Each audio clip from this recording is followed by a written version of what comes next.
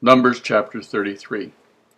These are the journeys of Israel, which went forth out of the land of Egypt with their armies under the hand of Moses and Aaron. And Moses wrote their goings out according to the journey by the commandment of the Lord, and these are the journeys according to their goings out. And they departed from Ramesses in the first month, on the 15th day of the first month, on the morrow after the Passover. The children of Israel went out with a high hand in the sight of all the Egyptians. For the Egyptians buried all their firstborn which the Lord had smitten among them. Upon their gods also the Lord executed judgments. And the children of Israel removed from Ramesses and pitched in Succoth. And they departed from Succoth and pitched in Etham, which is in the edge of the wilderness. And they removed from Etham and turned again unto Pitheroth, which is before Baalzephon. And they pitched before Migdol. And they departed from before Pihahiroth, and passed through the midst of the sea into the wilderness, and went 3 days' journey in the wilderness of Etham, and pitched at Marah.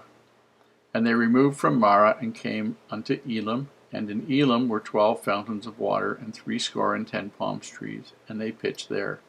And they removed from Elam, and encamped by the Red Sea. And they removed from the Red Sea, and encamped in the wilderness of Sin. And they took their journey out of the wilderness of Sin, and encamped in Dophkah. And they departed from Dophkah, and encamped in Alush. And they removed from Alush, and camped in Rephidim, where was no water for the people to drink. And they departed from Rephidim, and pitched in the wilderness of Sinai. And they removed from the desert of Sinai, and pitched at Kibroth-Hattaavah. And they departed from Kibroth-Hattaavah, and camped at Hazeroth. And they departed from Hazeroth, and pitched in Rithmah. And they departed from Rithmah, and pitched in Rimmon-Perez. And they departed from Rimmon-Perez, and pitched in Libnah. And they removed from Libnah, and pitched in Rissah. And they journeyed from Rissah, and pitched in Kehelath. And they went out from Kehelathah, and pitched in Mount Shapher.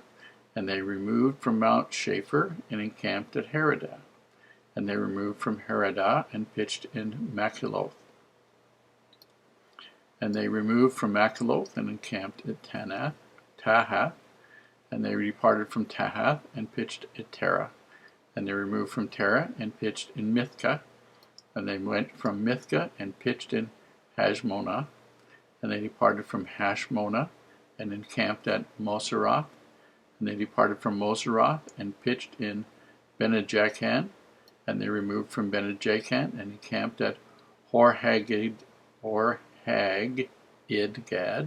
And they went from Hor-Haggidgad, and pitched at Jotbathah.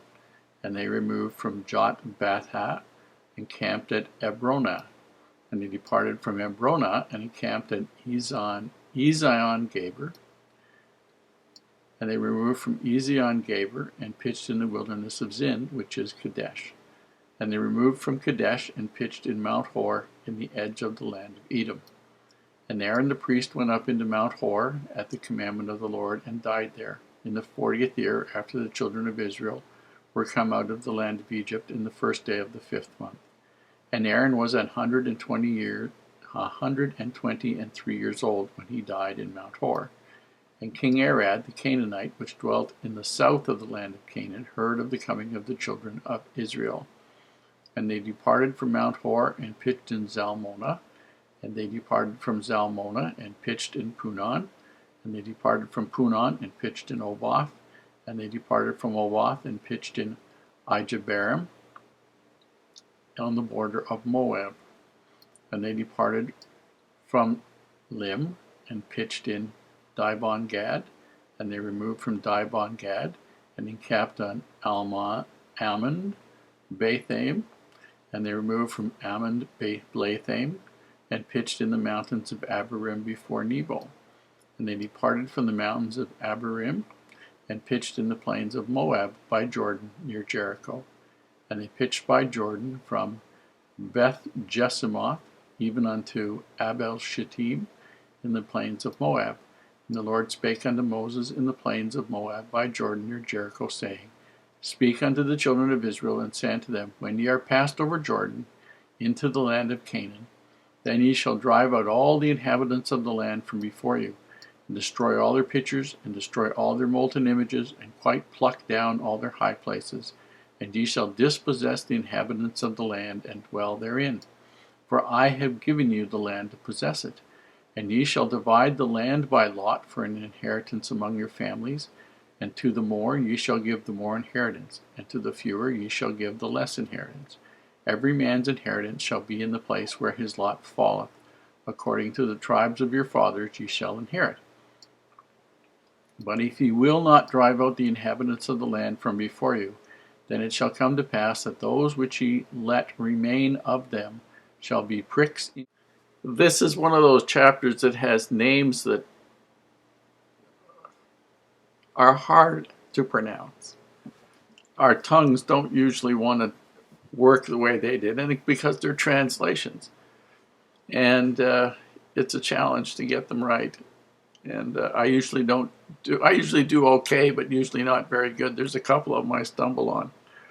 It doesn't really make a great deal of difference that you know where these places are, but you need to understand that for 40 years from the time these people left Egypt, they were wandering in the wilderness. The first year, the major accomplishment was building the tabernacle and getting things sort of straightened away in terms of what the laws and ordinances were going to be, the rules of governance for the whole people of Israel. And Heavenly Father wanted to start that process and get it squared away so that while the people were in the wilderness, and which wasn't supposed to be for 40 years in the very beginning, they could grow and learn and do the things necessary to serve Him and build themselves up and become free people, because they felt like free people and would live like free people instead of having been slaves. The problem was there was more Egypt in the people. It was tougher to get the Egypt out of the people than it was to get the people out of the Egypt. And so these people rebelled numerous times, and Heavenly Father decreed that all the ones who were 20 years old and up who had rebelled against them would die in the wilderness. And only the children that they figured would be a prey to the people that they were supposed to attack and overcome, only they would go in.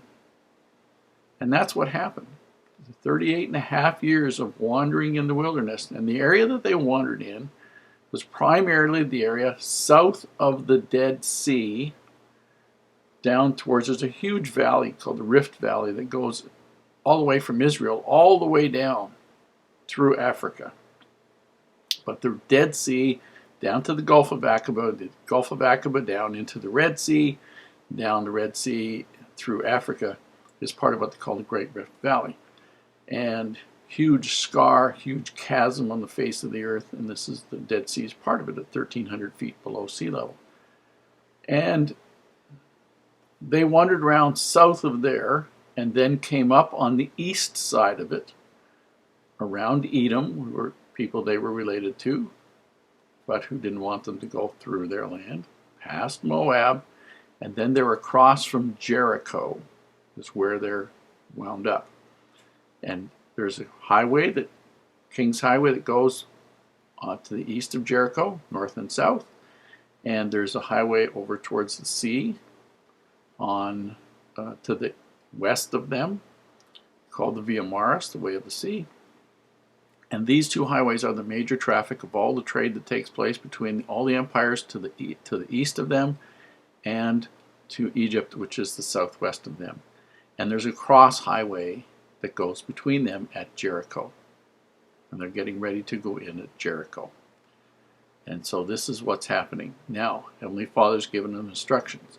He knows that all the people that are in that land are sacrificing their children to false gods. He knows that their worship is morally corrupt and degrading in every sense of the word, and he wants the land cleansed of them. And he warns these people, if you don't cleanse them, I will do to you what you should have done to them. Big, serious warning.